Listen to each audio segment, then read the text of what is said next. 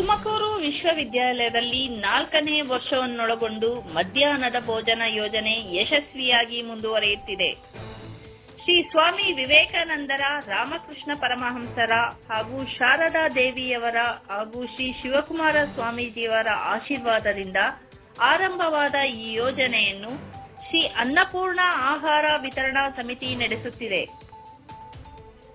ವಿಶ್ವವಿದ್ಯಾಲಯದ ಕುಲಪತಿಗಳು, ಅಧಿಕಾರಿಗಳು, ಪ್ರಾಧ್ಯಾಪಕರು ಹಾಗೂ ಹಿತೈಷಿಗಳು ಸಹಕಾರದಿಂದ ನಡೆಯುತ್ತಿರುವ ಈ ಅನ್ನಸಂತೆ ಪ್ರತಿದಿನ 4,000ಕ್ಕೂ ಹೆಚ್ಚು ವಿದ್ಯಾರ್ಥಿಗಳಿಗೆ ಉಪಯೋಗವಾಗಿದೆ.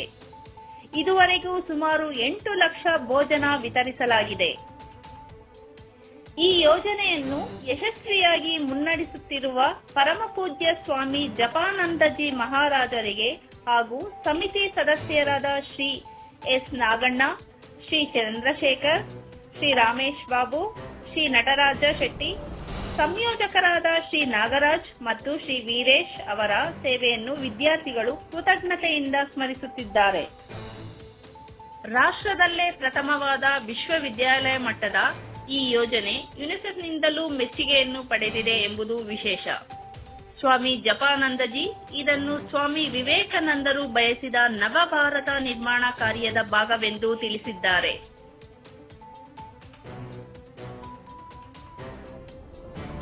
ತುಮಕೂರು ವಿಶ್ವವಿದ್ಯಾಲಯದಲ್ಲಿ ಸುವರ್ಣಾಕ್ಷರದಲ್ಲಿ ಬರೆದಿಡುವಂತಹ ಒಂದು ದಿವಸ ಇವತ್ತು.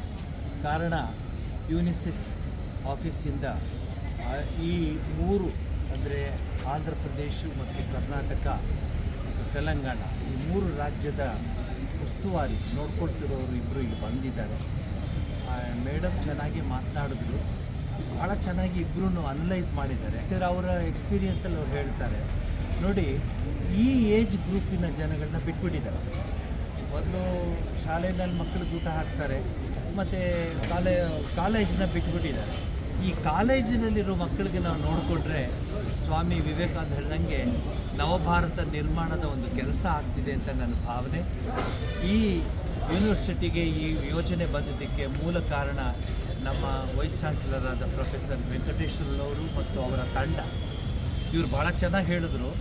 ಏನಂದರೆ ಇಲ್ಲಿ ಸ್ವಯಂ ಸೇವಾ ಅನ್ನೋದನ್ನು ಬರೀ ಮಾತಲ್ಲಿ ಹೇಳ್ತಿಲ್ಲ, ನುಡಿ ಮತ್ತು ನಡೆ ಎರಡಲ್ಲೂ ಇದನ್ನು ನಾವು ತೋರಿಸಿದ್ದೀವಿ.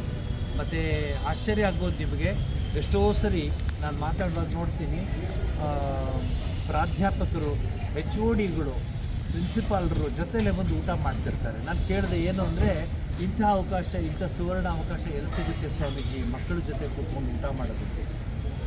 ಕ್ಷಣ ಕ್ಷಣದ ಸುದ್ದಿಗಾಗಿ ಯೂನಿವರ್ಸ್ 369 ವಾಹಿನಿಯನ್ನು ವೀಕ್ಷಿಸಿ, ಸಬ್ಸ್ಕ್ರೈಬ್ ಮಾಡಿ, ಲೈಕ್ ಮಾಡಿ ಹಾಗೂ ಶೇರ್ ಮಾಡಿ.